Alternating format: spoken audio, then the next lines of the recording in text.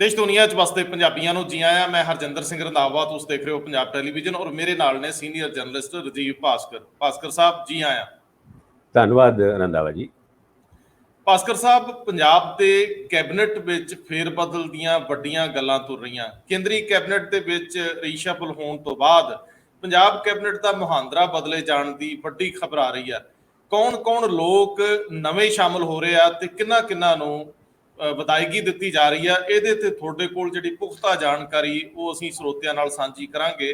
ਲੇਕਿਨ ਦੂਜਾ ਅਹਿਮ ਮਸਲਾ ਜਿਹੜਾ 2022 ਦੀ ਇਲੈਕਸ਼ਨ ਨੂੰ ਲੈ ਕੇ ਪੰਜਾਬ ਦੀ ਸਰਗਰਮ ਹੁੰਦੀ ਸਿਆਸਤ ਦੇ ਵਿੱਚ ਇੱਕ ਕਿੱਲ ਨਵਾਂ ਹੋਏਗਾ, ਇੱਕ ਕਿੱਲਾ ਹੋਏਗਾ, ਉਹ ਆ ਕਿਸਾਨ ਜਥੇਬੰਦੀਆਂ ਦਾ ਸਿਆਸਤ ਦੇ ਵਿੱਚ ਸਿੱਧੇ ਰੂਪ ਦੇ ਵਿੱਚ ਹਿੱਸਾ ਲੈਣਾ। ਗੁਰਨਾਮ ਸਿੰਘ ਚੜੂਣੀ ਜਿਹੜੇ ਕਿ ਭਾਰਤੀ ਕਿਸਾਨ ਯੂਨੀਅਨ ਦੇ ਪ੍ਰਧਾਨ ਨੇ, ਉਹਨਾਂ ਵੱਲੋਂ ਮਿਸ਼ਨ ਪੰਜਾਬ ਦਾ ਜ਼ਿਕਰ ਕੀਤਾ ਗਿਆ ਔਰ ਕੱਲੇ ਮਿਸ਼ਨ ਪੰਜਾਬ ਦੀ ਗੱਲ ਨਹੀਂ, ਬਾਕੀ ਜਥੇਬੰਦੀਆਂ ਦੀ ਵੀ ਸਰਗਰਮੀ ਹੌਲੀ ਹੌਲੀ ਇੱਧਰ ਤੁਰੂਗੀ, ਇਹਦੇ 'ਚ ਕੋਈ ਦੋ ਰਾਵਾਂ ਨਹੀਂ। ਦਿਲਚਸਪ ਹੋਣ ਜਾ ਰਹੀ ਪੰਜਾਬ ਦੀ ਰਾਜਨੀਤੀ ਔਰ ਰਾਜਨੀਤਿਕ ਪਿੜ। ਲੇਕਿਨ ਤੀਜਾ ਮਸਲਾ ਕਿ ਜਦੋਂ ਪ੍ਰਸ਼ਾਂਤ ਕਿਸ਼ੋਰ ਨਾਲ ਕੈਪਟਨ ਅਮਰਿੰਦਰ ਸਿੰਘ ਮੁਲਾਕਾਤ ਕਰਦੇ ਆ, ਉਸ ਤੋਂ ਬਾਅਦ ਨਵਜੋਤ ਸਿੰਘ ਸਿੱਧੂ ਨੂੰ ਲੈ ਕੇ ਉੱਡਦੀਆਂ ਖਬਰਾਂ ਤੇ ਚੱਲਦੀਆਂ ਕਿਆਸਰਾਈਆਂ ਕਿਸ ਦਿਸ਼ਾ ਵੱਲ ਵੱਧ ਰਹੀਆਂ ਨੇ ਕਿ ਪ੍ਰਸ਼ਾਂਤ ਕਿਸ਼ੋਰ ਨੇ ਕੋਈ ਨਵਾਂ ਫਾਰਮੂਲਾ ਕੈਪਟਨ ਅਮਰਿੰਦਰ ਸਿੰਘ ਦੇ ਸਾਹਮਣੇ ਰੱਖਿਆ ਜਿੱਤ ਲਈ। ਹਾਲਾਂਕਿ ਇਹ ਉੱਭਰ ਕੇ ਆਈ ਆ ਖਬਰ ਕਿ ਉਹਨਾਂ ਲਈ ਪੰਜਾਬ ਇੱਕ ਵਾਰੀ ਫਿਰ ਟਫ ਟਾਸਕ ਬਣ ਗਿਆ। ਸਭ ਤੋਂ ਪਹਿਲਾਂ ਤੁਹਾਨੂੰ ਮੈਂ ਲਿਆਉਣਾ ਚਾਹੂੰਗਾ ਪੰਜਾਬ ਦੀ ਕੈਬਨਿਟ ਵਿੱਚ ਫੇਰਬਦਲ ਦੀ ਖਬਰ ਵੱਲ। ਮੈਨੂੰ ਦੱਸਿਓ ਜ਼ਰਾ ਕਿ ਕੀ ਵਾਪਰ ਰਿਹਾ, ਕੌਣ ਲੋਕ ਜਾ ਰਹੇ ਨੇ ਤੇ ਕੌਣ ਲੋਕ ਆ ਰਹੇ। ਖਬਰ ਇਹ ਵੇ ਕਿ ਜਦ ਕੈਪਟਨ ਅਮਰਿੰਦਰ ਸਿੰਘ ਉਹਨਾਂ ਦੀ ਸੋਨੀਆ ਗਾਂਧੀ ਦੇ ਨਾਲ ਮੀਟਿੰਗ ਹੋਈ ਸੀ, ਉਸ ਮੀਟਿੰਗ ਦੇ ਵਿੱਚ ਜਦ ਸਿੱਧੂ ਦਾ ਜ਼ਿਕਰ ਚੱਲਿਆ ਸੀਗਾ, ਭਾਵੇਂ ਕੈਪਟਨ ਅਮਰਿੰਦਰ ਸਿੰਘ ਉਹਨਾਂ ਨੇ ਇਸ ਗੱਲ ਦਾ ਵਿਰੋਧ ਕੀਤਾ ਸੀ ਕਿ ਜੇ ਪੀਪੀਸੀਸੀ ਪ੍ਰਧਾਨ ਤੁਸੀਂ ਸਿੱਧੂ ਨੇ ਲਾਣਾ ਤੇ ਮੇਰੀ ਛੁੱਟੀ ਕਰ ਦਿਓ, ਪਰ ਗੱਲ ਉਸ ਤੋਂ ਅੱਗੇ ਤੁਰ ਪਈ। ਉੱਥੇ ਕਿਹਾ ਜਾਂਦਾ ਹੈ ਕਿ ਕੈਪਟਨ ਸਾਹਿਬ ਨੇ ਹਾਈ ਕਮਾਨ ਨੂੰ ਐਸ਼ੋਰ ਕੀਤਾ ਕਿ 2022 ਤੱਕ ਦਾ ਮੌਕਾ ਮੈਨੂੰ ਦਿਓ, ਮੈਂ ਪੰਜਾਬ ਦੇ ਵਿੱਚ ਦੁਬਾਰਾ ਮੁੜ ਕੇ ਕਾਂਗਰਸ ਪਾਰਟੀ ਲੈ ਕੇ ਆਊਂਗਾ। ਜਿੱਥੇ ਤੱਕ ਸਿੱਧੂ ਉਹਨਾਂ ਦੇ ਐਲੀਵੇਸ਼ਨ ਦੀ ਗੱਲ ਹੈ, ਉਹਨਾਂ ਨੇ ਪੀਪੀਸੀਸੀ ਪ੍ਰਧਾਨਗੀ ਨੂੰ ਲੈ ਕੇ ਕੋਈ ਬਹੁਤ ਜ਼ਿਆਦਾ ਬਾਅਦ 'ਚੋਂ ਆਬਜੈਕਸ਼ਨ ਤਾਂ ਨਹੀਂ ਕੀਤਾ। ਖਬਰ ਇਹ ਵੀ ਨਿਕਲ ਕੇ ਆ ਰਹੀ ਹੈ ਕਿ ਸਿੱਧੂ ਉਹਨਾਂ ਨੂੰ ਬੜੀ ਛੇਤੀ ਪੀਪੀਸੀਸੀ ਪ੍ਰਧਾਨ ਲਾਇਆ ਜਾ ਸਕਦਾ ਹੈ। ਉਹਨਾਂ ਦੇ ਨਾਲ ਇੱਕ ਹੋਰ ਕਾਰਿਆਕਾਰੀ ਜਾਂ ਸੇਮ ਕੈਪੈਸਿਟੀ ਦਾ ਪ੍ਰਧਾਨ ਵੀ ਲਾਇਆ ਜਾਏਗਾ, ਜਿਹਦੇ ਕਰਕੇ ਸਿੱਧੂ ਦੀ ਪ੍ਰਧਾਨਗੀ ਦੇ ਤੌਰ ਤੇ ਕਾਰਗੁਜ਼ਾਰੀ ਨੂੰ ਵੀ ਹਾਈਕਮਾਨ ਵਾਚ ਕਰੇਗਾ। ਉਹਨਾਂ ਦੇ ਸਿੱਧੂ ਉਹਨਾਂ ਵੱਲੋਂ ਇੱਕ ਖਾਸ ਜ਼ਿੰਮੇਵਾਰੀ ਦਿੱਤੀ ਜਾਏਗੀ ਕਿ ਸਰਕਾਰ ਦੀ ਛਵੀ ਖਰਾਬ ਨਾ ਹੋਏ। ਤੁਸੀਂ ਅਗਰ ਪੀਪੀਸੀਸੀ ਪ੍ਰਧਾਨ ਬਣਦੇ ਹੋ ਤਾਂ ਕਾਂਗਰਸ ਨੂੰ ਯੂਨਾਈਟਿਡ ਕਰਨਾ ਵੀ ਤੁਹਾਡੀ ਇੱਕ ਮੇਨ ਰਿਸਪੌਂਸਿਬਿਲਿਟੀ ਤੋਂ ਇੱਕ ਹੋਏਗਾ। ਹੁਣ ਇੱਦਾਂ ਦੀ ਰਿਸਪੌਂਸਿਬਿਲਿਟੀ ਤੋਂ ਬਾਅਦ ਇੱਕ ਗੱਲ ਹੋਰ ਵੀ ਆਈ ਸੀ ਕਿ ਜਲਦੀ ਹੀ ਪੰਜਾਬ ਦੇ ਵਿੱਚ ਕੈਬਨਿਟ ਦਾ ਵਿਸਤਾਰ ਹੋਏਗਾ ਜਾਂ ਰੀਸ਼ਫਲ ਹੋਏਗਾ। ਉਸ ਰੀਸ਼ਫਲ ਵਾਸਤੇ ਅੱਜ ਇਹ ਕਿਹਾ ਜਾ ਰਿਹਾ ਕਿ 16 ਮੰਤਰੀਆਂ ਦੀ, ਨਵੇਂ ਮੰਤਰੀਆਂ ਦੀ ਇੱਕ ਲਿਸਟ ਤਿਆਰ ਕੀਤੀ ਗਈ, ਜਿਹਦੇ ਵਿੱਚ ਕੁਝ ਪੁਰਾਣੇ ਮੰਤਰੀਆਂ ਦੀ ਛੁੱਟੀ ਵੀ ਕੀਤੀ ਜਾਣ ਦੀ ਖਬਰ ਆ ਰਹੀ ਹੈ, ਜਿਹਦੇ ਵਿੱਚੋਂ ਇੱਕ ਮਾਲਵੇ ਤੋਂ ਬਿਲੋਂਗ ਕਰਦੇ ਨੇ, ਇੱਕ ਦੋ ਮਾਝੇ ਤੋਂ ਬਿਲੋਂਗ ਕਰਦੇ ਨੇ। ਦੁਆਬੇ ਦੀ ਕਿਸੇ ਵੀ ਮੰਤਰੀ ਦੀ ਛੁੱਟੀ ਇਸ ਕਰਕੇ ਨਹੀਂ ਹੋ ਰਹੀ ਕਿਉਂਕਿ ਦੁਆਬੇ ਦੇ ਵਿੱਚ ਸਿਰਫ ਇੱਕੋ ਹੀ ਮੰਤਰੀ ਹੈਗਾ ਜਿਹੜਾ ਹਜੇ ਕੈਬਨਿਟ ਦੇ ਵਿੱਚ ਹੈਗਾ, ਔਰ ਉਹਦੀ ਛੁੱਟੀ ਤਕਰੀਬਨ ਮੈਨੂੰ ਲੱਗਦਾ ਨਹੀਂ ਕਿ ਬਈ ਉਹ ਹੋਏਗੀ। ਪਰ ਹਾਂ, ਮਾਝੇ ਦੇ ਉਹ 3 ਮੰਤਰੀ ਜਿਹੜੇ ਕਦੀ ਕੈਪਟਨ ਸਾਹਿਬ ਦੇ ਬੜੇ ਖਾਸ ਹੁੰਦੇ ਸੀਗੇ, ਜੋ ਤੁਹਾਡੇ ਏਰੀਆ ਦੇ ਹੈ ਵੀ, ਔਰ ਜਿਹਨੂੰ ਆਪਾਂ ਕਹਿੰਦੇ ਆ ਸੁਖਜਿੰਦਰ ਸਿੰਘ ਰੰਧਾਵਾ, ਤ੍ਰਿਪਤ ਰਜਿੰਦਰ ਬਾਜਵਾ ਤੇ ਜੇ ਸੁਖ ਸਰਕਾਰੀਆ, ਇਹਨਾਂ ਤਿੰਨਾਂ ਵਿੱਚੋਂ ਇੱਕ ਜਾਂ ਦੋ ਮੰਤਰੀ ਦੀ ਛੁੱਟੀਆਂ ਹੋ ਸਕਦੀ ਹੈ। ਔਰ ਇਹ ਜਿਹੜੀ ਕੈਪਟਨ ਸਾਹਿਬ ਦੀ ਅਗਰ ਚੱਲੀ ਤੇ ਉਹ ਸ਼ਾਇਦ ਆਪਣੀ ਗਾਜ਼ ਸੁਖਜਿੰਦਰ ਰੰਧਾਵਾ ਉਹਨਾਂ ਦੇ ਉੱਤੇ ਗੇਰਨਗੇ, ਕਿਉਂਕਿ ਸਭ ਤੋਂ ਜ਼ਿਆਦਾ ਵਿਰੋਧ ਸੁਖਜਿੰਦਰ ਰੰਧਾਵਾ ਉਹਨਾਂ ਨੇ ਕੈਪਟਨ ਸਾਹਿਬ ਦਾ ਕੀਤਾ ਸੀਗਾ। ਹਾਲਾਂਕਿ ਤ੍ਰਿਪਤ ਰਜਿੰਦਰ ਬਾਜਵਾ ਉਹਨਾਂ ਦੇ ਨਾਲ ਵੀ ਉਹਨਾਂ ਦੇ ਕੋਈ ਪੋਲੀਟੀਕਲ ਸਕੋਰਸ ਬਹੁਤੇ ਵਧੀਆ ਨਹੀਂ ਹੈਗੇ, ਪਰ ਉਹ ਅਸਵਨੀ ਸ਼ੇਖੜੀ ਨੂੰ ਐਲੀਵੇਟ ਕਰਕੇ ਇੱਕ ਤਰੀਕੇ ਨਾਲ ਤ੍ਰਿਪਤ ਰਜਿੰਦਰ ਬਾਜਵਾ ਨੂੰ ਥੱਲੇ ਲਾਣਾ, ਉਹ ਆਪਣੇ ਆਪ ਵਿੱਚ ਹੀ ਰਾਜਨੀਤੀ ਦਾ ਇੱਕ ਹਿੱਸਾ ਹੈਗਾ। ਕਿਹਾ ਜਾਂਦਾ ਹੈ ਕਿ ਅਸ਼ਵਨੀ ਸ਼ੇਖੜੀ ਜਦ ਕੱਲ ਪਰਸੋਂ ਦਿੱਲੀ ਜਦ ਪਹੁੰਚੇ ਸੀਗੇ, ਉੱਥੇ ਕੁਝ ਅਫਸਰਾਂ ਦੀ ਤਬਾਦਲੇ ਦੀ ਗੱਲ ਉਹਨਾਂ ਨੇ ਕੈਪਟਨ ਸਾਹਿਬ ਨਾਲ ਕੀਤੀ ਸੀ, ਔਰ ਉਹਨਾਂ ਦੇ ਮਨਪਸੰਦ ਅਫਸਰਾਂ ਨੂੰ ਜਾਂ ਤੇ ਲਾ ਦਿੱਤਾ ਗਿਆ ਜਾਂ ਇੱਕ ਆਧ ਦਿਨ ਵਿੱਚ ਲਾ ਦਿੱਤਾ ਜਾਏਗਾ, ਤਾਂ ਕਿ ਤ੍ਰਿਪਤ ਰਜਿੰਦਰ ਬਾਜਵਾ ਉਹਨਾਂ ਨੂੰ ਇਹ ਸਿਗਨਲ ਚਲੇ ਜਾਏ ਕਿ ਵੀ ਹੁਣ ਤੁਹਾਨੂੰ ਸੀਐਮ ਆਫਿਸ ਤੋਂ ਕੋਈ ਬਹੁਤੀ ਤਵੱਜੋ ਨਹੀਂ ਮਿਲਣ ਵਾਲੀ ਹੈ ਤੇ ਆਪਣੇ ਆਪ ਹੀ ਤੁਸੀਂ ਖੁੱਡੇ ਲੈਣ ਲੱਗ ਜਾਓਗੇ। ਹੁਣ ਤੀਜੀ ਗੱਲ ਰਹੀ ਸੁਖ ਸਰਕਾਰੀਆ ਉਹਨਾਂ ਦੇ ਬਾਰੇ 'ਚ ਇਹ ਕਿਹਾ ਜਾਂਦਾ ਹੈ ਕਿ ਸ਼ਾਇਦ ਉਹਨਾਂ ਦੀ ਕੈਪਟਨ ਦੇ ਨਾਲ ਇੱਕ ਕੀ ਕਹੀਏ ਕਿ ਪੈਚਅਪ ਹੋ ਗਿਆ ਜਾਂ ਹੁਣ ਦੁਬਾਰਾ ਉਹਨਾਂ ਦੀ ਸੈਟਲਮੈਂਟ ਹੋ ਗਈ ਹੈ, ਜਿਹਦੇ ਕਰਕੇ ਤ੍ਰਿਪਤ ਸੁਖ ਸਰਕਾਰੀਆ ਉਹਨਾਂ ਦੇ ਉੱਤੇ ਗਾਜ਼ ਸ਼ਾਇਦ ਨਾ ਗਏ। ਦੂਜੇ ਪਾਸੇ ਮਾਲਵੇ ਦੇ ਮੰਤਰੀ ਧਰਮਸੋਤ ਉਹਨਾਂ ਹੈਗੇ ਨੇ, ਜਿਨ੍ਹਾਂ ਦੇ ਬਾਰੇ 'ਚ ਕਈ ਵਾਰ ਇਹ ਕਿਹਾ ਗਿਆ ਕਿ ਐਸਸੀ ਸਕਾਲਰਸ਼ਿਪ ਦੇ ਮੁੱਦੇ ਤੇ ਉਹਨਾਂ ਨੇ ਘਪਲੇ ਕੀਤੇ। ਕੈਪਟਨ ਸਾਹਿਬ ਨੇ ਕਲੀਨ ਚਿੱਟ ਤਾਂ ਉਹਨਾਂ ਨੂੰ ਦਿੱਤੀ ਸੀਗੀ, ਪਰ ਉਹੀ ਕਲੀਨ ਚਿੱਟ ਕਦੀ ਉਹਨਾਂ ਨੇ ਰਾਣਾ ਗੁਰਜੀਤ ਸਿੰਘ ਉਹਨਾਂ ਨੂੰ ਵੀ ਦਿੱਤੀ ਸੀਗੀ, ਪਰ ਜਦ ਕਦੀ ਪ੍ਰੈਸ਼ਰ ਜ਼ਿਆਦਾ ਪੈਂਦਾ ਹੈ ਤੇ ਫਿਰ ਕੈਪਟਨ ਸਾਹਿਬ ਉਹ ਚਿੱਟ ਆਪਣੀ ਵਾਪਸ ਵੀ ਲੈ ਲੈਂਦੇ ਹੁੰਦੇ ਆ, ਤੇ ਉਹੀ ਚਿੱਟ ਹੁਣ ਧਰਮਸੋਤ ਤੋਂ ਵਾਪਸ ਲੈਣ ਦੀ ਵੀ ਤਿਆਰੀ ਹੈਗੀ ਹੈ। ਇੱਕ ਕੁਲਜੀਤ ਨਾਗਰਾ ਉਹਨਾਂ ਦਾ ਨਾਂ ਬੜੀ ਪ੍ਰਮੁਖਤਾ ਨਾਲ ਚੱਲਦਾ ਪਿਆ ਕਿ ਉਹ ਸ਼ਾਇਦ ਜਿਹੜੇ ਰਾਹੁਲ ਗਾਂਧੀ ਉਹਨਾਂ ਦੇ ਕਾਫੀ ਕਲੋਜ਼ ਵੀ ਮੰਨੇ ਜਾਂਦੇ ਨੇ ਕਿ ਉਹ ਕੈਬਨਿਟ ਵਿੱਚ ਆ ਸਕਦੇ ਨੇ। ਬਾਕੀ ਪੋਰਟਫੋਲੀਓ ਦੀ ਰੀਸ਼ਫਲਮੈਂਟ ਜਿਹੜੀ ਹੈਗੀ ਹੈ ਉਹ ਭਾਰਤ ਭੂਸ਼ਣ ਆਸ਼ੂ ਦੀ ਵੀ ਲੱਗਦੀ ਹੈ। ਉਸ ਤੋਂ ਇਲਾਵਾ 2-3 ਮੰਤਰੀ ਹੋਰ ਨੇ ਜਿਨ੍ਹਾਂ ਦਾ ਪੋਰਟਫੋਲੀਓ ਚੇਂਜ ਕੀਤਾ ਜਾ ਸਕਦਾ ਹੈ।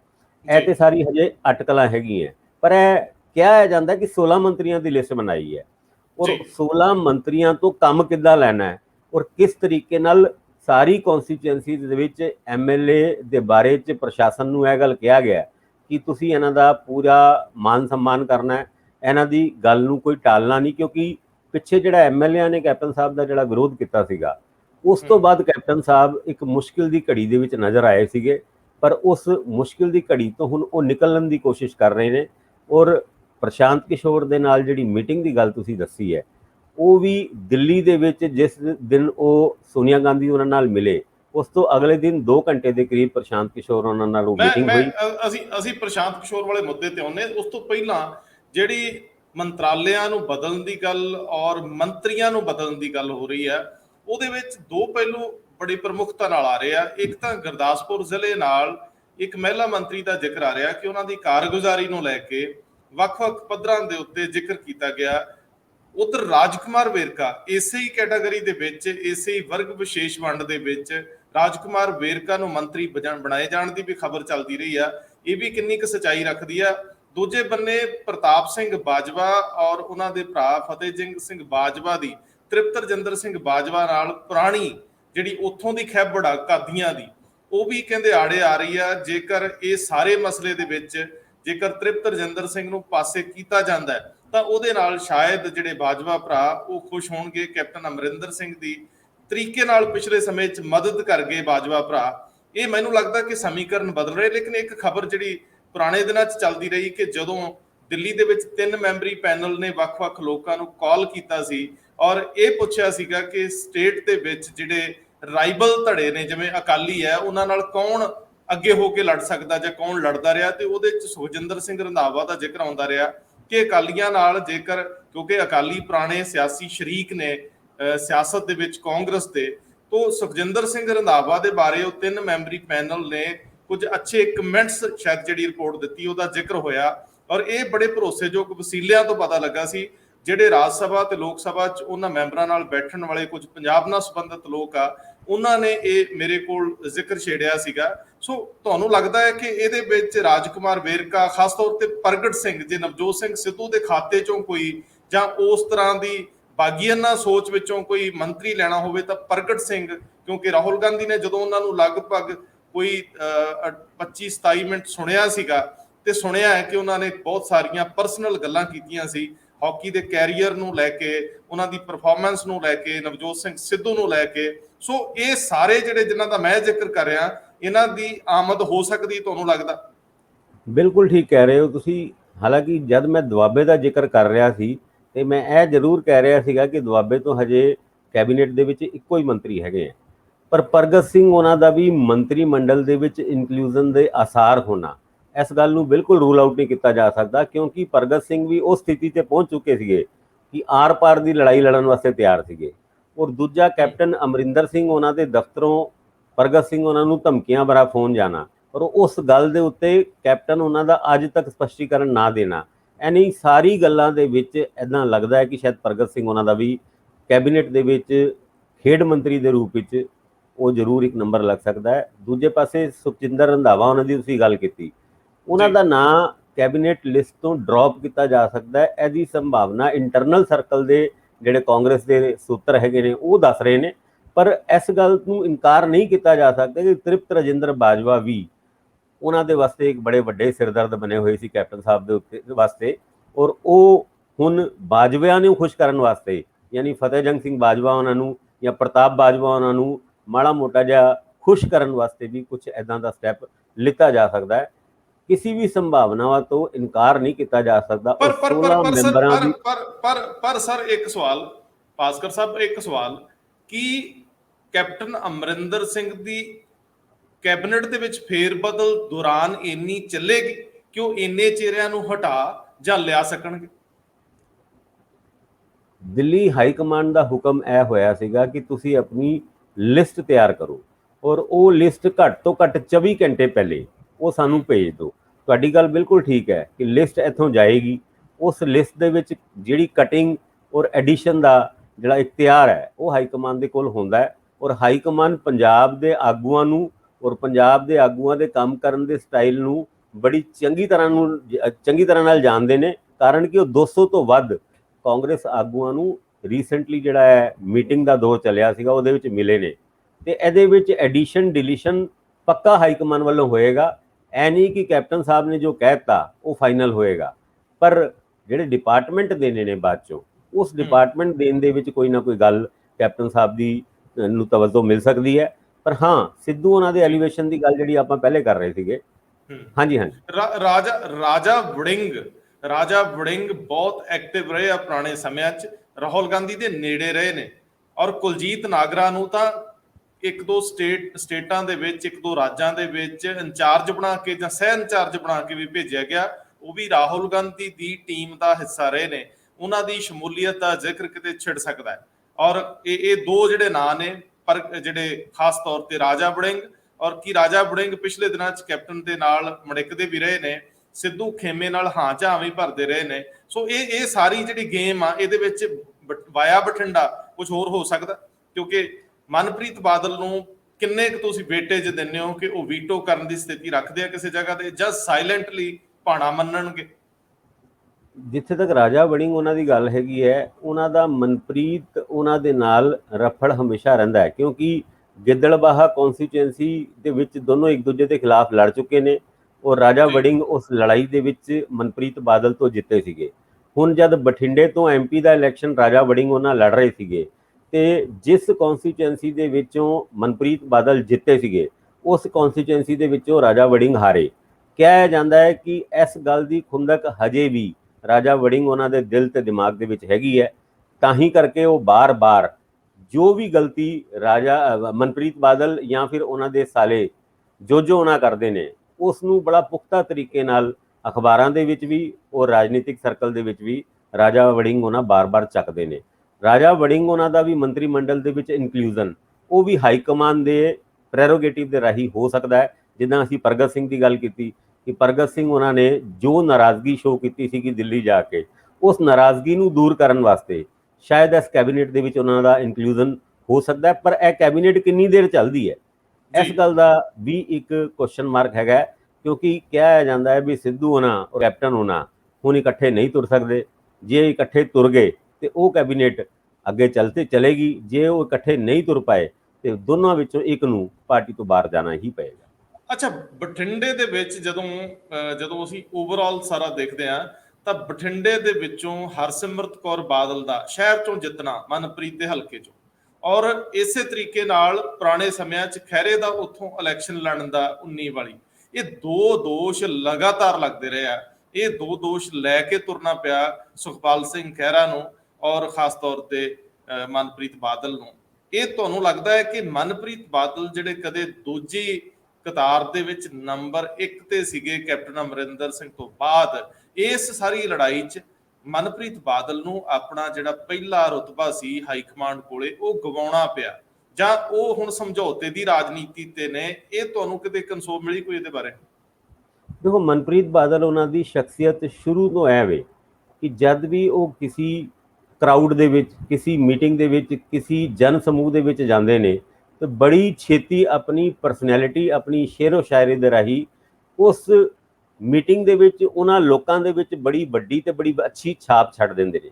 ਪਰ ਜਿਹੜੇ ਇੰਟਰਨਲ ਸਰਕਲ ਵਾਲੇ ਮਨਪ੍ਰੀਤ ਬਾਦਲ ਉਹਨਾਂ ਦੇ ਬਾਰੇ 'ਚ ਜਾਣਦੇ ਨੇ ਉਹ ਕੋਈ ਬਹੁਤ ਵਧੀਆ ਵਿਚਾਰ ਨਹੀਂ ਰੱਖਦੇ। ਖੈਰ, ਅਸੀਂ ਵੀ ਮਨਪ੍ਰੀਤ ਬਾਦਲ ਉਹਨਾਂ ਦੇ ਕਾਫੀ ਦੋਸਤ ਰਹੇ ਹਾਂ, ਕਾਫੀ ਉਹਨਾਂ ਦੇ ਨਾਲ ਮਿਲਣਾ ਜੁਲਣਾ ਰਿਹਾ, ਪਰ ਉਹਨਾਂ ਦੀ ਪਰਸਨੈਲਿਟੀ ਦੇ ਵਿੱਚ ਐਜ਼ ਏ ਜਰਨਲਿਸਟ ਅਸੀਂ ਅਗਰ ਉਹਨੂੰ ਦੇਖੀਏ ਤੇ ਮਿਲਨਸਾਰ ਦੇ ਵਿੱਚ ਤੇ ਉਹ ਬਹੁਤ ਵਧੀਆ ਹੈਗੇ ਆ, ਪਰ ਜਿਹੜੀ ਗੱਲਾਂ ਸਾਨੂੰ ਉਹਨਾਂ ਦੇ ਪਿੱਠ ਪਿੱਛੋਂ ਉਹਨਾਂ ਦੇ ਵਿਰੋਧੀਆਂ ਤੋਂ ਸੁਣਨ ਨੂੰ ਮਿਲਦੀ ਹੈ, ਉਹਦੇ ਵਿੱਚ ਜ਼ਰੂਰ ਕੁਛ ਨਾ ਕੁਛ ਇੱਕ ਸਵਾਲੀਆ ਨਿਸ਼ਾਨ ਜ਼ਰੂਰ ਲੱਗਦੇ ਨੇ ਕਿ ਅਗਰ ਇਹ ਗੱਲਾਂ ਸੱਚੀ ਹੈ ਤੇ ਫਿਰ ਇੱਕ ਡਬਲ ਪਰਸਨੈਲਿਟੀ ਮਨਪ੍ਰੀਤ ਬਾਦਲ ਉਹਨਾਂ ਦੀ ਹੋ ਸਕਦੀ।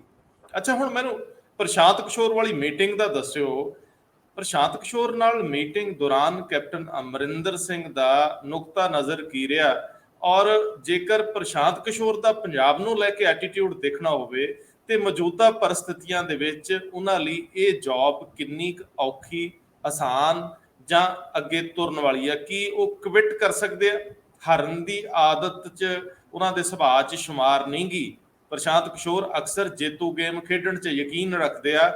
ਤੁਸੀਂ ਕੀ ਸਮਝਦੇ ਹੋ, ਅੰਦਰ ਕੀ ਵਾਪਰਿਆ ਹੋਊਗਾ, ਹੋਇਆ ਹੋਊਗਾ, ਜਾਂ ਕਿਹੜੀ ਰਣਨੀਤੀ ਕੈਪਟਨ ਅਮਰਿੰਦਰ ਸਿੰਘ ਨੂੰ ਪ੍ਰਸ਼ਾਂਤ ਕਿਸ਼ੋਰ ਨੇ ਦਿੱਤੀ ਹੋਊਗੀ ਕਿ ਇਹਦੇ ਉੱਤੇ ਗੇਮ ਖੇਡੀ ਜਾ ਸਕਦੀ? ਰੰਧਾਵਾ ਜੀ, ਸਭ ਤੋਂ ਪਹਿਲੇ ਤੇ ਇਹ ਗੱਲ ਸਮਝਣ ਦੀ ਲੋੜ ਹੈ ਕਿ ਇਸ ਟਾਈਮ ਪ੍ਰਸ਼ਾਂਤ ਕਿਸ਼ੋਰ ਕੈਪਟਨ ਅਮਰਿੰਦਰ ਸਿੰਘ ਉਹਨਾਂ ਪ੍ਰਸ਼ਾਂਤ ਕਿਸ਼ੋਰ ਦੇ ਪਰਸਨਲ ਕਲਾਇੰਟ ਨੇ। ਯਾਨੀ ਕਾਂਗਰਸ ਨੇ ਪ੍ਰਸ਼ਾਂਤ ਕਿਸ਼ੋਰ ਨੂੰ ਹਾਇਰ ਨਹੀਂ ਕੀਤਾ, ਕੈਪਟਨ ਅਮਰਿੰਦਰ ਸਿੰਘ ਨੇ ਉਹਨਾਂ ਨੂੰ ਆਪਣਾ ਸਲਾਹਕਾਰ ਨਿਯੁਕਤ ਕੀਤਾ ਹੈ। ਉਸ ਸਲਾਹਕਾਰ ਦੀ ਐਵਜ਼ ਦੇ ਵਿੱਚ ਉਹ ਭਾਵੇਂ ਤਨਖਾਹ ਨਾ ਲੈਂਦੇ ਹੋਣ, ਬਾਕੀ ਫੈਸਿਲਿਟੀਜ਼ ਲੈਂਦੇ ਨੇ। ਔਰ ਪ੍ਰਸ਼ਾਂਤ ਕਿਸ਼ੋਰ ਕੁਝ ਦਿਨ ਪਹਿਲੇ ਇਸ ਗੱਲ ਦੀ ਸਫਾਈ ਦੇ ਚੁੱਕੇ ਨੇ ਕਿ ਮੈਂ ਇਹ ਜਿਹੜਾ ਮੀਡੀਆ ਮੈਨੇਜਮੈਂਟ ਦਾ ਜਾਂ PR ਦਾ ਕੰਮ ਹੈਗਾ ਉਹ ਸ਼ਾਇਦ ਮੈਂ ਅੱਗੇ ਚੱਲ ਕੇ ਖੁਦ ਨਹੀਂ ਕਰੂੰਗਾ, ਮੇਰੀ ਟੀਮ ਕਰੇਗੀ। ਲੇਕਿਨ ਪ੍ਰਸ਼ਾਂਤ ਕਿਸ਼ੋਰ ਦਾ ਕੈਪਟਨ ਅਮਰਿੰਦਰ ਸਿੰਘ ਉਹਨਾਂ ਨੂੰ ਦਿੱਲੀ 'ਚ ਮਿਲਣਾ, ਉਹ ਵੀ ਖਾਸ ਕਰਕੇ ਤਦ ਜਦ ਉਹ ਸੋਨੀਆ ਗਾਂਧੀ ਨੂੰ ਮਿਲ ਚੁੱਕੇ ਸੀਗੇ। ਇਸ ਗੱਲ ਦਾ ਵੀ ਕਿਆਸ ਲਗਾਇਆ ਜਾ ਰਿਹਾ ਹੈ ਕਿ ਉਸ ਮੀਟਿੰਗ ਦੇ ਵਿੱਚ ਜਾ ਕੇ ਕੈਪਟਨ ਸਾਹਿਬ ਨੂੰ ਕਿਹੜਾ ਰੁਖ ਇਖਤਿਆਰ ਕਰਨਾ ਹੈ, ਉਹਦੀ ਵੀ ਸਲਾਹ ਉਹਨਾਂ ਨੇ ਪ੍ਰਸ਼ਾਂਤ ਕਿਸ਼ੋਰ ਤੋਂ ਲਿੱਤੀ ਸੀ। ਔਰ ਸ਼ਾਇਦ ਇਸ ਕਰਕੇ ਹੀ ਉਸ ਮੀਟਿੰਗ ਦੇ ਵਿੱਚ ਕੋਈ ਗੱਲ ਬਹੁਤੀ ਵਿਗੜੀ ਨਹੀਂ। ਔਰ ਉਸ ਮੁੱਦੇ ਦੇ, ਉਸ ਸਿੱਧੂ ਉਹਨਾਂ ਦੇ ਇਸ਼ੂ ਦੇ ਉੱਤੇ ਕੈਪਟਨ ਉਹਨਾਂ ਦਾ ਜੋ ਵੀ ਸਟੈਂਡ ਅੰਦਰ ਰਿਹਾ, ਲੇਕਿਨ ਜਦ ਉਹਨਾਂ ਨੇ ਬਾਹਰ ਆ ਕੇ ਕਿਹਾ ਤੇ ਸਿੱਧੂ ਸਾਹਿਬ ਕਿਹਾ ਸੀ। ਤੁਸੀਂ ਇਸ ਗੱਲ ਨੂੰ ਨੋਟ ਕਰੋ, ਜਿਹੜਾ ਕੱਲ ਤੱਕ ਸਿੱਧੂ ਨੂੰ ਸਿੱਧੂ ਕਹਿ ਕੇ ਕਿ ਇਹ ਹੈ ਕਿ ਇਹ ਮੇਰੇ ਸਾਹਮਣੇ ਇਲੈਕਸ਼ਨ ਲੜੇ, ਇਹਦੇ ਵੱਸ ਦਾ ਕੀ ਹੈ, ਜ਼ਮਾਨਤ ਜ਼ਬਤ ਕਰਾ ਦੂੰਗਾ। ਔਰ ਜਦ ਕੈਪਟਨ ਸਾਹਿਬ ਸੋਨੀਆ ਗਾਂਧੀ ਨੂੰ ਨਿਕਲ ਕੇ ਬਾਹਰ ਆਉਂਦੇ ਨੇ ਤੇ ਕਿਸੇ ਪੱਤਰਕਾਰ ਨੇ ਪੁੱਛਿਆ ਵੀ ਸਿੱਧੂ ਉਹਨਾਂ ਦਾ ਕੀ ਬਣਿਆ, ਕਹਿੰਦੇ ਇਹ ਤੇ ਸਿੱਧੂ ਸਾਹਿਬ ਦੇ ਬਾਰੇ 'ਚ ਮੈਨੂੰ ਕੋਈ ਬਹੁਤਾ ਨਹੀਂ ਪਤਾ। ਯਾਨੀ ਸਿੱਧੂ ਉਸ ਦਿਨ ਹੀ ਉਹਨਾਂ ਵਾਸਤੇ ਸਾਹਬ ਜ਼ਰੂਰ ਹੋ ਗਏ ਸੀਗੇ। ਉਹ ਸਾਹਬ ਐਕਚੁਅਲੀ ਕਿੰਨੇ ਟਾਈਮ ਤੱਕ ਚੱਲਣਗੇ, ਔਰ ਇਹ ਸਾਹਬ ਵਾਲੀ ਰਿਸ਼ਤੇਦਾਰੀ ਜਾਂ ਨਵੀਂ ਰਿਲੇਸ਼ਨਸ਼ਿਪ ਹੈਗੀ ਹੈ, ਉਹ ਅੱਗੇ ਚੱਲ ਕੇ ਅਗਰ ਉਹਨਾਂ ਨੂੰ ਕੋਈ elevation as a PPCC president ਹੁੰਦਾ ਹੈ ਤੇ ਉਹ ਚੱਲੇਗਾ ਜਾਂ ਨਹੀਂ ਚੱਲੇਗਾ, ਇਹ ਵੀ ਅੱਗੇ ਚੱਲ ਕੇ ਦੇਖਣ ਨੂੰ ਮਿਲੇਗਾ। ਪਰ ਹਜੇ ਤੱਕ ਦਾ ਰਿਕਾਰਡ ਹੈ ਕਿ PPCC ਪ੍ਰਧਾਨ ਭਾਵੇਂ ਦੁੱਲੋ ਹੋਣ, ਭਾਵੇਂ ਬਾਜਵਾ ਹੋਣ, ਜਾਂ ਉਸ ਤੋਂ ਪਹਿਲੇ ਹੰਸਰਾਜ ਹੋਣ ਜਾਂ ਮਹਿੰਦਰ ਸਿੰਘ KP ਹੋਏ, ਕੈਪਟਨ ਸਾਹਿਬ ਨੇ ਕਿਸੇ ਦੀ ਪ੍ਰਧਾਨਗੀ ਕੋਈ ਬਹੁਤੀ ਚੱਲਣ ਨਹੀਂ ਦਿੱਤੀ। ਹਮੇਸ਼ਾ ਉਹਨਾਂ ਦਾ ਕਾਂਗਰਸ ਦੇ ਸੂਬੇ ਪ੍ਰਧਾਨ ਨਾਲ 36 ਦਾ ਆંકੜਾ ਰਿਹਾ ਹੈ, ਔਰ 36 ਦੇ ਆંકੜੇ ਦੇ ਵਿੱਚ ਕੈਪਟਨ ਸਾਹਿਬ ਹਮੇਸ਼ਾ 6 ਸਾਬਿਤ ਰਹੇ ਨੇ। ਔਰ ਹੁਣ ਵੀ 36 ਦਾ ਆંકੜਾ ਸਿੱਧੂ ਉਹਨਾਂ ਨਾਲ ਉਹਨਾਂ ਦਾ ਹੈਗਾ। ਕੌਣ 6 ਹੈ, ਕੌਣ 3 ਹੈ, ਇਹ ਤੇ ਆਉਣ ਵਾਲੇ ਟਾਈਮ ਵਿੱਚ ਹੀ ਪਤਾ ਲੱਗੇਗਾ। ਪਰ ਹਜੇ ਤੱਕ ਦਾ ਕੈਪਟਨ ਸਾਹਿਬ ਦਾ ਰਿਕਾਰਡ ਦਬੰਗੀ ਵਾਲਾ ਹੈਗਾ। ਉਹ ਦਬੰਗੀ ਵਾਲਾ ਰਿਕਾਰਡ ਅੱਗੇ ਵੀ ਕਾਇਮ ਰਹਿੰਦਾ ਹੈ ਜਾਂ ਨਹੀਂ ਰਹਿੰਦਾ, ਇਹ ਤੇ ਖੈਰ ਥੋੜੇ ਦਿਨਾਂ ਤੱਕ ਤੁਹਾਨੂੰ ਪਤਾ ਵੀ ਲੱਗ ਜਾਏਗਾ। ਅੱਛਾ, ਇਹਦੇ ਵਿੱਚ ਇੱਕ ਬਹੁਤ ਵੱਡਾ ਸਵਾਲ ਹੈ ਕਿ ਪਿਛਲੇ ਸਮੇਂ 'ਚ ਨਵਜੋਤ ਸਿੰਘ ਸਿੱਧੂ ਬਾਰੇ ਇਹ ਗੱਲ ਕਹੀ ਜਾਂਦੀ ਸੀਗੀ ਕਿ ਉਹ ਪੰਜਾਬ ਦੀ ਰਾਜਨੀਤੀ ਦੇ ਵਿੱਚ ਤਰੁੱਪ ਦਾ ਪੱਤਾ ਹੋ ਸਕਦੇ ਆ। ਅਗਲੀ ਇਲੈਕਸ਼ਨ ਦੇ ਵਿੱਚ ਉਹਨਾਂ ਦਾ ਰੋਲ ਬਹੁਤ ਵੱਡਾ ਪੰਜਾਬ ਪੱਖੀ ਹੋ ਸਕਦਾ, ਕਿਸੇ ਖੇਤਰੀ ਪਾਰਟੀ ਨੂੰ ਲੈ ਕੇ ਜਾਂ ਕਿਸੇ ਚਿਹਰੇ ਵਜੋਂ। ਲੇਕਿਨ ਹੁਣ ਜਦੋਂ ਅੱਜ ਉਹ ਇੱਕ ਟਵੀਟ ਕਰਕੇ ਪੰਜਾਬ ਮਾਡਲ ਦੀ ਗੱਲ ਕਰਦੇ ਆ ਤੇ ਦਿੱਲੀ ਮਾਡਲ ਨੂੰ ਅਸਫਲ ਦੱਸਦੇ ਆ, ਸੋ ਇਹ ਮਾਡਲਸ ਦਾ ਬਦਲਾਅ ਇਹ ਸੰਕੇਤ ਕਰਦਾ ਹੈ ਕਿ ਉਹਨਾਂ ਨੇ ਭਾਣਾ ਮੰਨ ਲਿਆ। ਹੁਣ ਕਾਂਗਰਸ ਤੋਂ ਬਾਹਰ ਉਹ ਨਹੀਂ ਜਾਣਗੇ, ਕਾਂਗਰਸ ਦਾ ਹੀ ਚਿਹਰਾ ਬਣੇ ਰਹਿਣਗੇ ਤੇ ਕਾਂਗਰਸ ਦੇ ਵਿੱਚ ਵੀ ਚਿਹਰੇ ਜਿਹੜੇ ਇੱਕ ਤੋਂ ਵੱਧ ਨੇ ਹੁਣ। ਸੋ ਸਿੱਧੂ ਮਾਰਕਾ ਰਾਜਨੀਤੀ ਦਾ ਅੰਤ ਸਮਝੀਏ ਇਸ ਮਾਮਲੇ 'ਚ, ਜਾਂ ਅਗਲੇ ਦਿਨਾਂ 'ਚ ਇਸ ਚਿਹਰੇ ਦੇ ਵੱਡੇ ਹੋਣ ਦੇ ਅਸਾਰ ਬਣ ਸਕਦੇ? ਇਹਦਾ ਮਤਲਬ ਜਿਹੜੀ ਇੰਡੀਪੈਂਡੈਂਟ ਆਜ਼ਾਦਾਨਾ ਕਿਸਮ ਦੀ ਰਾਜਨੀਤੀ ਸਿੱਧੂ ਅਪਣਾਉਣ ਦੀ ਸੋਚ ਰਹੇ ਸੀ ਜਾਂ ਕਿਤੇ ਲੋਕ ਸੋਚਦੇ ਸੀ, ਉਹਦਾ ਹੁਣ ਭੋਗ ਪੈ ਗਿਆ। ਬਿਲਕੁਲ, ਤੁਸੀਂ ਇਹ ਗੱਲ ਦੇਖੋ ਕਿ ਜਦ ਸਿੱਧੂ ਉਹਨਾਂ ਦੀ ਐਲੀਵੇਸ਼ਨ ਦੀ ਗੱਲ ਚੱਲਦੀ ਹੈ, ਨਾਲ ਦੇ ਨਾਲ ਪਾਰਟੀ ਹਾਈਕਮਾਨ ਦੇ ਨਾਲ ਤੁਹਾਡੇ ਕਿੱਦਾਂ ਦੇ ਰਿਸ਼ਤੇ ਹੈਗੇ ਹੈ, ਇਸ ਗੱਲ ਦਾ ਵੀ ਹਮੇਸ਼ਾ ਜ਼ਿਕਰ ਹੁੰਦਾ ਰਿਹਾ। ਪਾਰਟੀ ਹਾਈਕਮਾਨ ਦੀ ਗੱਲ ਕਰੀਏ ਤੇ ਪਾਰਟੀ ਹਾਈਕਮਾਨ ਅਗਰ ਕਾਂਗਰਸ ਦੀ ਗੱਲ ਕਰੀਏ ਤੇ ਪ੍ਰਿਯੰਕਾ ਗਾਂਧੀ ਉਹਨਾਂ ਵੀ ਪਾਰਟੀ ਹਾਈਕਮਾਨ ਦੇ ਦਾਇਰੇ ਦੇ ਵਿੱਚ ਆਉਂਦੇ ਨੇ ਤੇ ਉਹਨਾਂ ਦੇ ਨਾਲ ਸਿੱਧੂ ਉਹਨਾਂ ਦੇ ਰਿਸ਼ਤੇ ਕਾਫੀ ਅੱਛੇ ਨੇ। ਜੇ ਇੱਕ ਆਮ ਆਦਮੀ ਪਾਰਟੀ ਦੇ ਵਿੱਚ ਉਹ ਸਵਿਚ ਓਵਰ ਕਰਦੇ ਨੇ ਤੇ ਕਿਸੇ ਨਾ ਕਿਸੇ ਜਗ੍ਹਾ ਕੇਜਰੀਵਾਲ ਇੱਕ ਡਿਕਟੇਟਰਸ਼ਿਪ ਵਾਲੀ ਉਹਨਾਂ ਦੀ ਇਮੇਜ ਹੈਗੀ ਹੈ ਤੇ ਜੀ ਸਿੱਧੂ ਉਹਨਾਂ ਦਾ ਜਿਹੜਾ ਹਜੇ ਤੱਕ ਦਾ ਰਵੱਈਆ ਰਿਹਾ ਹੈ, ਭਾਵੇਂ ਉਹ ਭਾਜਪਾ 'ਚ ਹੋਣ ਭਾਵੇਂ ਉਹ ਕਾਂਗਰਸ 'ਚ ਹੋਣ, ਉਹ ਕੈਪਟਨ ਨੂੰ ਕੈਪਟਨ ਨਹੀਂ ਮੰਨਦੇ। ਦੂਜੇ ਪਾਸੇ ਕੇਜਰੀਵਾਲ ਨੂੰ ਆਪਣਾ ਕੈਪਟਨ ਮੰਨਣਗੇ ਜਾਂ ਨਹੀਂ ਮੰਨਣਗੇ, ਇਹਦੇ ਉੱਤੇ ਵੀ ਕਾਫੀ ਡਾਊਟ ਹੈ। ਔਰ ਕੇਜਰੀਵਾਲ ਦੇ ਬਾਰੇ 'ਚ ਐਕਸਪੀਰੀਅੰਸ ਸਿੱਧੂ ਸਾਹਿਬ ਨੂੰ ਪਿਛਲੀ ਇਲੈਕਸ਼ਨ ਦੇ ਵਿੱਚ ਹੋ ਚੁੱਕਿਆ ਹੈ, ਜਦ ਉਹਨਾਂ ਨੇ ਆਮ ਆਦਮੀ ਪਾਰਟੀ ਜੁਆਇਨ ਕਰਦੇ ਕਰਦੇ ਨਹੀਂ ਕੀਤੀ ਸੀਗੀ।